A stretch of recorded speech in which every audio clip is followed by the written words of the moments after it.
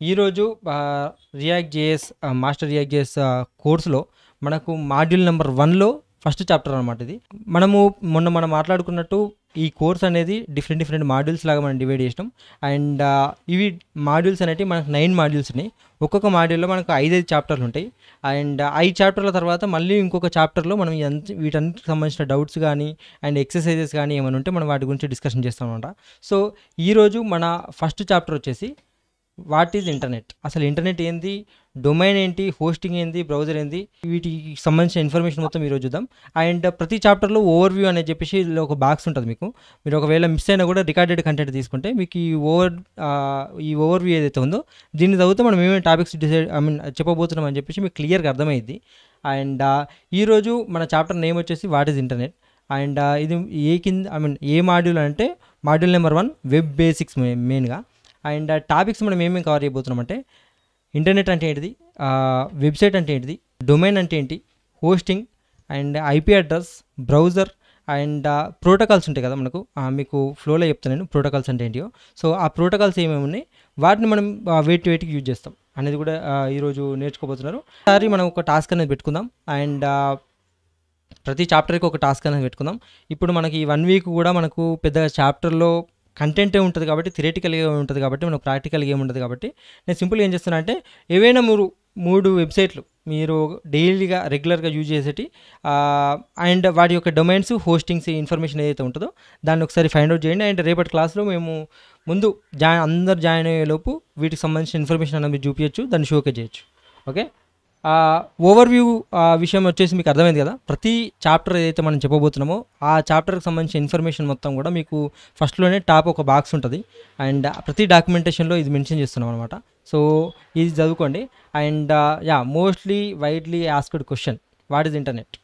Internet అంటే ఏంటి అని అంటే మన ప్రపంచంలో ఉన్న అన్ని కంప్యూటర్స్ని, అన్ని మొబైల్స్ని ఒక ప్లాట్ఫామ్ మీదకి ఒక ప్లేస్లోకి తీసుకొస్తే దాన్ని మనం ఇంటర్నెట్ అంటాం, రైట్. ఇంటర్నెట్ మీకు ఫార్మల్ డెఫినేషన్ చెప్తే ఇక్కడ internet is a global network that connects millions of computers. అంటే అన్ని కంప్యూటర్స్ని కలిపే ఒక ఎలా అంటారు నెట్వర్క్ బేసిక్గా. అంటే మీకు మన సాలెపురు గూడు ఉంటుంది కదా, ఇట్లా డాట్స్ అన్ని కనెక్ట్ అయి ఉంటాయి, ఆ విధంగా అనమాట. అండ్ అది మన వెబ్సైట్స్ని, మెసేజెస్ని, వీడియోస్ని అండ్ చాలా కంటెంట్ని యాక్సెసిబుల్ చేసుకోవడానికి మనకు ఒక నెట్వర్క్ లాగా ఉపయోగపడుతుంది. అయితే మీకు దీన్ని పిక్చర్ లాగా మీకు ఇక్కడ ఎక్స్ప్లెయిన్ చేసే ప్రయత్నం చేస్తున్నా. ఇంటర్నెట్ అనేది మొబైల్స్ని, డెస్క్టాప్స్ని, ల్యాప్టాప్స్ని, సర్వర్స్ని, ప్రింటర్స్ని అండ్ ప్రతిదాన్ని కనెక్ట్ చేసే ఒక నెట్వర్క్. ఓకే, ఇక్కడ మీకు ఇంకా కొంచెం డీటెయిల్గా నీకు ఎగ్జాంపుల్స్తో ఎక్స్ప్లెయిన్ చేసే ప్రయత్నం చేస్తున్నా. ఇంటర్నెట్ అంటే ఒక పెద్ద నెట్వర్క్ ఆఫ్ నెట్వర్క్స్. ఓకే, ఈ ఎంటైర్ ప్రపంచంలో ఉన్న నెట్వర్క్లో ఎంటైర్ ప్రపంచంలో ఉన్న మొబైల్స్ని అండ్ కంప్యూటర్స్ని, ల్యాప్టాప్స్ని అన్నిటినీ కూడా మనం కనెక్ట్ చేస్తే దాన్ని మనం ఇంటర్నెట్ అంటాం. Got it bro? ఎవరైనా ఒకరు? సో వీటన్నిటిని మనం కనెక్ట్ చేయడానికి, వీటన్నిటిని మనం కనెక్ట్ చేసిన తర్వాత ఆ డేటాని మనం యాక్సెస్ చేసుకోవడానికి మనం కేబుల్స్ని, శాటిలైట్స్ని, టవర్స్ని వీటన్నిటిని కూడా వాడతాం. ఇక్కడ మన ఫోన్ కానీ, ల్యాప్టాప్ కానీ, ఫ్రిడ్జ్ కానీ ఇవన్నీ కూడా ఇంటర్నెట్తో కనెక్ట్ అయిన డివైజెస్. ఓకే, ఫర్ ఎగ్జాంపుల్ ఇప్పుడు ఇంటర్నెట్ యూసేజ్ గురించి మనం మాట్లాడితే, ఇప్పుడు మనం ఏదైనా స్ట్రీట్ ఫుడ్కి వెళ్ళి మనం ఒక పానీపూరి లేకపోతే ఏదైనా తినాలని అనుకున్నాం అనుకో ఫర్ ఎగ్జాంపుల్. ఓకే, మీ స్ట్రీట్లో ఉన్నవి మాత్రం మీకు తెలుస్తాయి, రైట్. వేరే ఒక దేశంలో ఒక స్ట్రీట్లో ఏదో ఒక స్టాల్ ఉంటే దాని గురించి తెలుసుకోవడానికి మనకు ఇంపాసిబుల్, ఆల్మోస్ట్ ఆడకూడదు మన మనిషి ఉంటుంది తప్ప, రైట్. అట్లాంటి ఇన్ఫర్మేషన్ కూడా కనెక్ట్ చేసి ఉన్న కంప్యూటర్స్ అన్నీ అండ్ ఉన్న డివైజెస్ అన్నీ కనెక్ట్ చేసి మనకి ఇన్ఫర్మేషన్ ఇచ్చేదంతా కూడా ఇంటర్నెట్, రైట్. సో ఇప్పుడు మీరు సింపుల్గా ఇంతకుముందు పానీపూరి ఎగ్జాంపుల్ తీసుకున్నట్టు మీ స్ట్రీట్లో ఉన్నవి మాత్రమే మీకు కనిపిస్తాయి, రైట్. మీరు గూగుల్లోకి పోయి ఒకవేళ పానీపూరి స్టాల్స్ నియర్ మీ అని కొడితే ఆటోమేటిక్గా ఉన్న నీ మొబైల్ డివైస్ లొకేషన్ బట్టి, నువ్వు ఉన్న నీ మొబైల్ని బట్టి అండ్ నీ ఇంటర్నెట్ యాక్సెసిబిలిటీని బట్టి, ఆ ఫ్రీక్వెన్సీని బట్టి నీ చుట్టుపక్కల ఉన్న స్టాల్స్ అన్నీ కూడా నువ్వు ముందు లిస్ట్ తీసుకొస్తుంది. అండ్ నీకు వెబ్సైట్కి సంబంధించిన ఎగ్జాంపుల్స్ ఒకవేళ చెప్పాలనుకుంటే గూగుల్ కానీ, ఫేస్బుక్ కానీ ఇవన్నీ కూడా వెబ్సైట్స్, రైట్. ఇప్పుడు మీకు క్విజ్ టైప్ ఒక క్వశ్చన్ అడగాలంటే ఇప్పుడు వాట్సాప్ కానీ, యూట్యూబ్ కానీ, ఇన్స్టాగ్రామ్ కానీ ఇవన్నీ ఉన్నాయి. ఇవన్నీ దేని ద్వారా పనిచేస్తాయి? అనే ఒక క్వశ్చన్ వస్తే మీకు ఇక్కడ ఇంటర్నెట్ అని కనిపిస్తుందిగా, ఇదే ఆన్సర్ అవుతుంది. చిన్న పురాణాలు ఏంటంటే చెప్తున్నా, కానీ డెప్త్ అర్థం చేసుకోరు మీరు, కంటెంట్ యొక్క డెప్త్ అని అర్థం చేసుకోరు. అంటున్నారు కదా మన వాళ్ళు. మనకి ఇంటర్నెట్ వచ్చింది, ఇంటర్నెట్లో మనం వెబ్సైట్ని యాక్సెస్ చేస్తున్నాం, రైట్? అసలు వెబ్సైట్ అంటే ఏంటిది? Second question. మన టాపిక్ ఏంది? వెబ్సైట్ అంటే ఏంటిది మాట్లాడుకుందాం. ఇప్పుడు ఒక వెబ్సైట్ అనేది ఒక ఫోల్డర్ లాగా ఉంచుకోరు. ఫర్ ఎగ్జాంపుల్ మీరు, ఓకే, ఒక ఫోల్డర్ అంటే మీకు మన పీసీలో కానీ మన ఫోన్లో కానీ ఒక ఫోల్డర్ ఉంటుంది కదా, ఒక ఫోల్డర్ లాగా ఉంచుకోండి. నేను ఫార్మల్ డెఫినేషన్ నేను తర్వాత చెప్తా, మీకు అర్థమయ్యేలాగా నేను ఫస్ట్ ఒక ఫోల్డర్ లాగా ఉంచుకోండి. ఆ ఫోల్డర్లో మాకు డిఫరెంట్ ఫైల్స్ ఉంటాయి, ఆడియోస్ ఉంటాయి, వీడియోస్ ఉంటాయి, ఇమేజెస్ ఉంటాయి, అండ్ మిగతా ఫైల్స్ కూడా ఉంటాయి. ఓకే, దీన్ని ఒక వెబ్సైట్ అనుకోవచ్చు మనం. అయితే వెబ్సైట్ని ఇంకా ఫార్మల్గా మీకు ఎక్స్ప్లెయిన్ చేయాల్సి వస్తే, a group of interlinked and well structured web pages. ఇవి అడ్డు గుర్తుపెట్టుకోరు, వెబ్ పేజెస్. అండ్ అన్నీ కూడా ఒక డొమైన్కి అండ్ ఆ డొమైన్కి తీసుకుంటే దాన్ని వెబ్సైట్ అంటాం.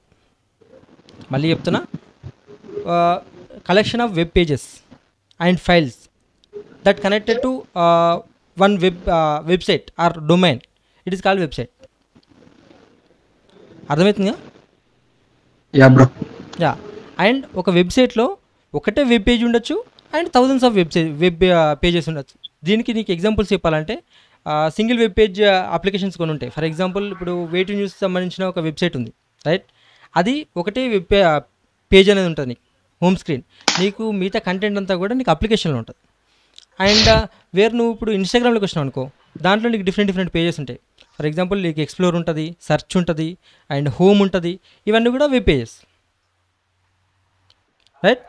అయితే ఇప్పుడు వెబ్ పేజ్ గురించి మాట్లాడుతున్నాం కదా, మరి వెబ్ పేజ్ అంటే ఏంటిది అనే విషయం మాట్లాడదాం. Web page is a collection of text and images. నేను HTML ఇవన్నీ గురించి చెప్పేటప్పుడు ఇవన్నీ మనం ఏ విధంగా డిస్ప్లే చేస్తామని చెప్తా. వెబ్ పేజ్ అని అంటే collection of text and images, audios, videos, ఇంకా చాలా ఉంటాయి దీంట్లో. వెబ్ పేజ్లోనే మనం ఎక్కించేంత డేటా అంతా కూడా వెబ్ పేజ్లో ఉంటుంది. Collection of web pages is called website. So ఇప్పుడు మన గూగుల్ కానీ, ఇన్స్టాగ్రామ్ కానీ, ఈ నెట్ఫ్లిక్స్ కానీ, ఇవన్నీ కూడా ఒక వెబ్సైట్. మీకు డెఫినేషన్లు అన్నీ నేను ఇక్కడ ఇచ్చేసిన, మీకు కావాలంటే మళ్ళీ ఒకసారి చదువురి, మీకు అర్థమవుతుంది. అండ్ నెక్స్ట్ మన డొమైన్కి వెళ్ళిపోదాం. ఇక ఇప్పుడు మీకు ఇంతకుముందు ఒకటి చెప్పిన, ఎట్లా ఒక ఫోల్డర్ లాగా ఊహించుకోరు ఒక వెబ్సైట్ని అని. ఓకే, దానికంటూ ఒక నేమ్ అనేది ఉండాలి. ఇప్పుడు మనకు మన పీసీలో ఒక 100 ఫోల్డర్లు ఉన్నాయి, దేనికి సంబంధించింది దేంది అని మనం గుర్తుపట్టాలంటే దానికి ఒక నేమ్ ఇవ్వాలి కదా. నేమ్ ఇవ్వకుండా దాన్ని గుర్తుపట్టలేము. ఫర్ ఎగ్జాంపుల్ ఇప్పుడు మనకు డిఫరెంట్ నేమ్స్ అనేవి ఉంటాయి అందరికీ. మనం గుర్తుపట్టుకోవాలంటే ఒక నేమ్ అనేది ఉండాలి, రైట్? మనకు ఒక యూనిక్ ఐడి అనేది ఉండాలి. దాన్ని మనం డొమైన్ అనుకోవచ్చు. ఒక వెబ్సైట్కి డొమైన్ అనేది ఒక నేమ్ లాగా పనిచేస్తుంది, సింపుల్గా చెప్పాలంటే. అండ్ ఇప్పుడు గూగుల్ కానీ, ఫేస్బుక్ కానీ ఒక డొమైన్ నేమ్. అండ్ .com ఇక్కడ మీకు కనిపిస్తుంది కదా, ఈ .com కానీ, .in కానీ, ఇవన్నీ కూడా ఎక్స్టెన్షన్స్. ఆ ఎక్స్టెన్షన్స్ కూడా మనం దేనికి యూజ్ చేస్తామని చెప్పేసి ఇప్పుడు మీకు ఎక్స్ప్లెయిన్ చేస్తా. సో మీరు ఒక షాప్కి పోతే ఆ షాప్ యొక్క నేమ్ ఉంటుంది, దాన్ని డొమైన్ నేమ్ అనుకోవచ్చు సింపుల్గా. ఓకే, వెబ్సైట్కి డొమైన్ నేమ్ అనేది ఒక unique name that identifies as a website. Done. అయితే ఇప్పుడు మనకి ఎక్స్టెన్షన్స్ మస్తుంటాయి. ఇప్పుడు Amazon.in అని కొడతాం, Facebook.com అని కొడతాం. కమ్ ఏంది, .in ఏంది అనేది మీకు ఒక చిన్న టేబుల్లో మీకు ఎక్స్ప్లెయిన్ చేసే ప్రయత్నం చేస్తున్నా. .com అనేది కమర్షియల్ బిజినెసెస్కి మనం వాడతాం, జనరల్ పర్పస్ దేని దానికన్నా వాడుకోవచ్చు. అండ్ ORG అనేది నాన్ ప్రాఫిట్ ఆర్గనైజేషన్. ఇప్పుడు NGOs ఇట్లా ఉంటాయి కదా, కొన్ని NGOs మన మీకు సింపుల్ చెప్పాలంటే ఓల్డ్ ఏజ్ ఆర్గనైజేషన్స్ ఇవి ఉంటాయి కదా, ఓల్డ్ ఏజ్ కానీ, చైల్డ్ హెల్త్ ఆర్గనైజేషన్స్ కానీ, ఇవన్నీ ఉంటాయి కదా, వీటికి .org అని ఇస్తాం బేసిక్గా, అంటే అవి తీసుకుంటాం. అండ్ .net అనేది నెట్వర్క్ ప్రొవైడర్స్, అంటే ఇప్పుడు జియో కానీ ఇవన్నీ నెట్వర్క్ ప్రొవైడర్స్, వాళ్ళు .net వాడతారు. అండ్ .in అనేది ఇండియాకు స్పెసిఫిక్ వెబ్సైట్స్. Okay, yeah. ఇప్పుడు ఈ EDU అంటే ఎడ్యుకేషనల్ సైట్స్, అండ్ .gov అంటే మీరు గవర్నమెంట్ సైట్. మీకు ఎక్స్టెన్షన్ని బట్టి అసలు అది ఏ వెబ్సైట్ అనేది మీరు ఈజీగా గుర్తుపట్టచ్చు. చాలామంది తెలియదు ఇది, అన్నిటికీ .in తీసుకుంటారు, అన్నిటికీ .com అని తీసుకుంటారు. అసలు నువ్వు తీసుకునే వెబ్సైట్ యొక్క ఎక్స్టెన్షన్ని బట్టి నీ వెబ్సైట్ ఏందని పబ్లిక్ తెలుస్తుంది. అది చాలామంది చెప్పరు, రైట్? ఇక్కడ మీకు డిఫరెంట్ కూడా చేసిన. అండ్ దీంట్లో ఇంకొకటి కూడా యాడ్ చేయొచ్చు మనం, .aa అని వచ్చింది. ఇప్పుడు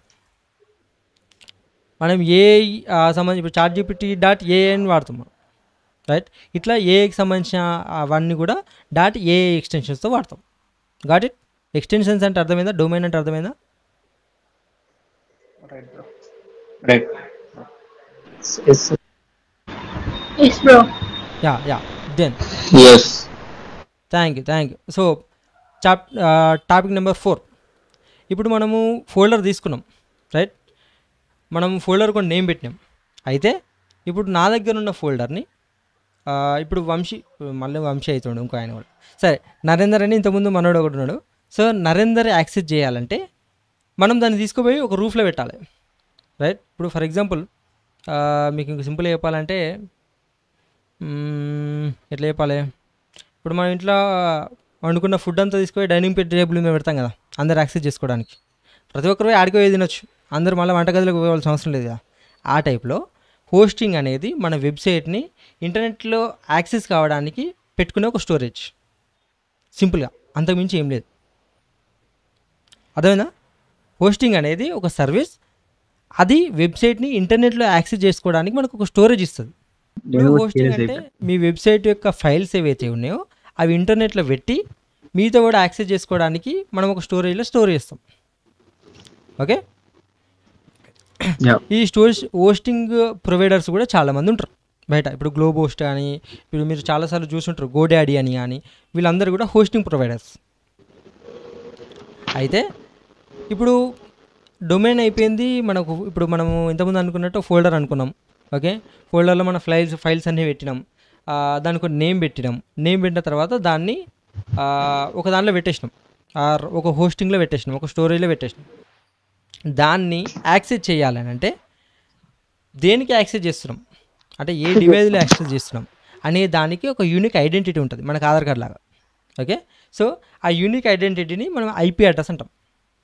ఐపీ అడ్రస్ అంటే ఏంటంటే మీ డివైజ్కి ఇంటర్నెట్లో ఒక యూనిక్ ఐడెంటిటీ ఉంటుంది. అంటే మనకి ఇంటి నెంబర్ ఎట్లుంటుంది, మన ఫోన్కి IMEI నెంబర్ ఎట్లుంటుంది, మన ఫోన్కి ఫోన్ నెంబర్ ఎట్లుంటుంది, అట్లా మన ప్రతి డివైజ్కి ఒక ఇంటర్నెట్లో ఒక యూనిక్ ఐడెంటిటీ అనేది ఆటోమేటిక్గా క్రియేట్ అవుతుంది. ఈ నెంబర్తో సర్వర్స్కి తెలుస్తుంది మనం ఈ డివైస్కి మనం డేటా అనేది ట్రాన్స్ఫర్ చేయాలి అని చెప్పేసి తెలుస్తుంది. ఇప్పుడు స్విగ్గీలో కానీ, ఇప్పుడు మనము ఇక్కడ ఎగ్జాంపుల్ చెప్తున్నాను నేను, స్విగ్గీలో కానీ, ఇప్పుడు అమెజాన్లో కానీ, ఫ్లిప్కార్ట్లో కానీ మనం ఆర్డర్ చేసినప్పుడు అది మన ఇంటి దగ్గర రావాలంటే మనం అడ్రస్ కరెక్ట్ ఇవ్వాలి. అడ్రస్ కరెక్ట్ ఇవ్వకుండా అది తొవ్వదపేట పోతుంది, లేకపోతే రిటర్న్ అవుతుంది, రైట్?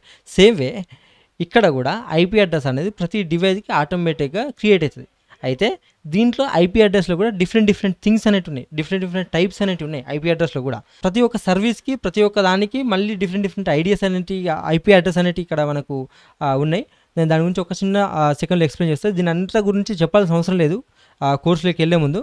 కానీ మీకు ప్రతిదీ కూడా ఇన్ డీటెయిల్గా తెలిస్తే రేపు పొద్దున మీరు ఫ్యూచర్లో, అంటే నేను ఓన్లీ జాబ్ పర్పస్లో చెప్తున్నాను మీ అందరికీ కూడా, మీరంటూ ఒక వెబ్సైట్ని బిల్డ్ చేసి డిప్లాయ్ చేసే ప్రాసెస్లో చెప్తున్నా కాబట్టి ప్రతిదీ కూడా 0 to Pro లెవెల్లో డిప్లాయ్ చేసేంత వరకు మీకు అర్థం కావాలి. కాబట్టి డొమైన్ ఎక్స్టెన్షన్స్ ఏముంటాయి, ఐపీ అడ్రస్లు ఏముంటాయి, ఇవన్నిటి గురించి కూడా ఎక్స్ప్లెయిన్ చేస్తున్నాను. ఒక సెకండ్ మీరు స్పేర్ చేసి ఇన్నూరి, ఇవన్నిటి గురించి ఒకటి చెప్పాల్సిన అవసరం లేదు, కానీ నేను చెప్తున్నా. ఓకే, ప్రైవేట్ DNS ఉంటుంది, అంటే లోకల్ నెట్వర్క్లకు ఉపయోగపడతాం. అంటే ఫర్ ఎగ్జాంపుల్ ఇప్పుడు మనం వైఫై అనేది ఫిట్ చేసుకున్న తర్వాత ఎయిర్టెల్ కానీ, జియో కానీ, BSNL కానీ ఏదైనా ఒక వైఫై లోకల్ నెట్వర్క్ మనం చేసుకున్న తర్వాత దీన్ని కనెక్ట్ చేసుకోవడానికి మనకు కొన్ని ఐపీ అడ్రస్లు అనేవి జనరేట్ అవుతాయి. అంటే ఈ పర్టికులర్ వైఫైకి మాత్రమే పనిచేస్తుంది. అది ప్రైవేట్ ఐపీ అనమాట. పబ్లిక్ ఐపీ అనేది అసెంట్ టు ఇంటర్నెట్లో. ఇప్పుడు మీరు పోయి క్రోమ్లోకి పోయి మై పబ్లిక్ ఐపీ అడ్రస్ అని కొడితే మీ యొక్క పబ్లిక్ అడ్రస్ అనేది మీకు ఆటోమేటిక్గా వచ్చేస్తుంది.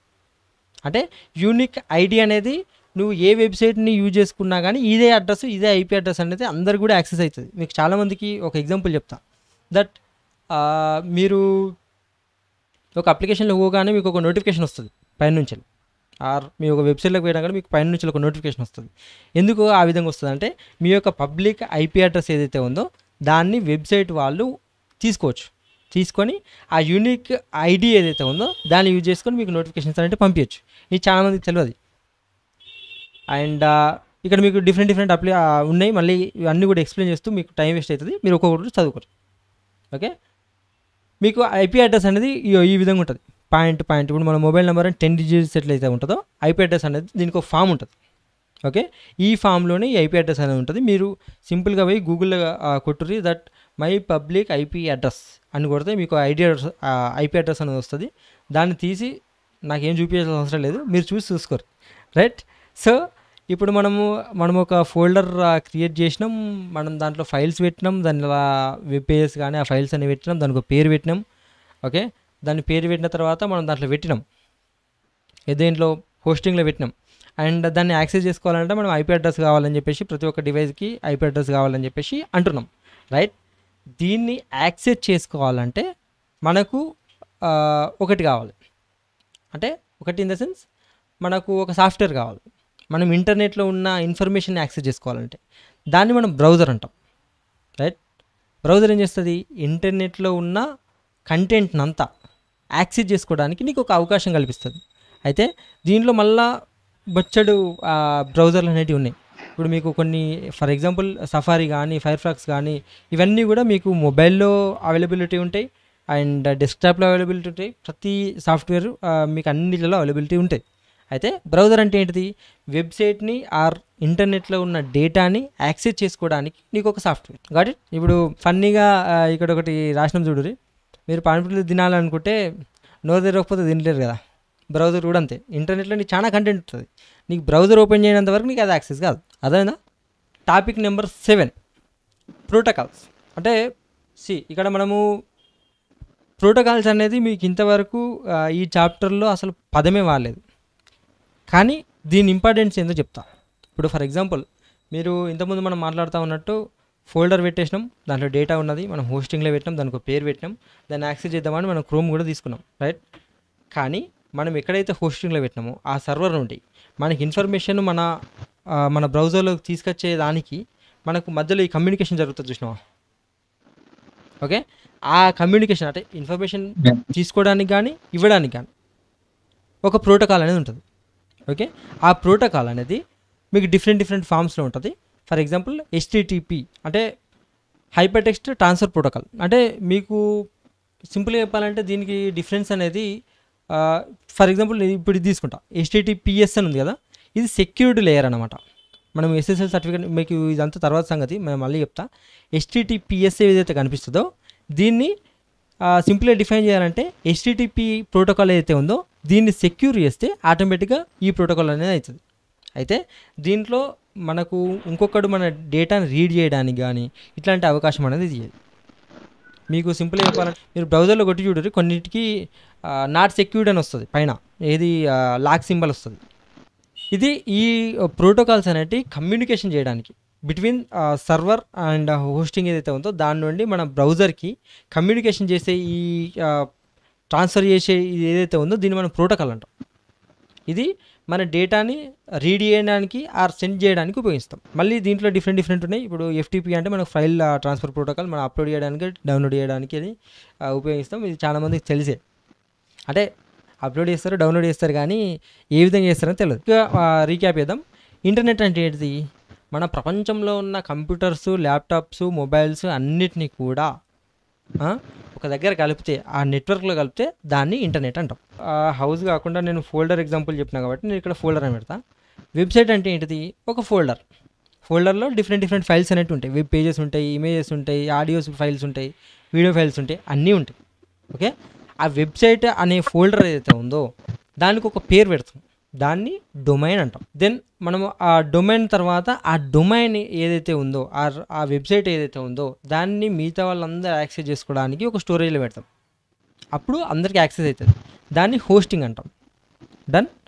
ఆ హోస్టింగ్కి ఆ వెబ్సైట్ని మనము అంటే ఇంకొకరు దాన్ని యాక్సెస్ చేయాలంటే ఐపీ అడ్రస్ అనేది ఉంటుంది ప్రతి డివైస్కి. అంటే ఇన్ఫర్మేషన్ అనేది ఏ అడ్రస్కి పంపించాలి, ఏ డివైస్కి పంపించాలి అనే దాన్ని తెలుసుకోవడానికి ఐపీ అడ్రస్ అనేది వాడుతుంది.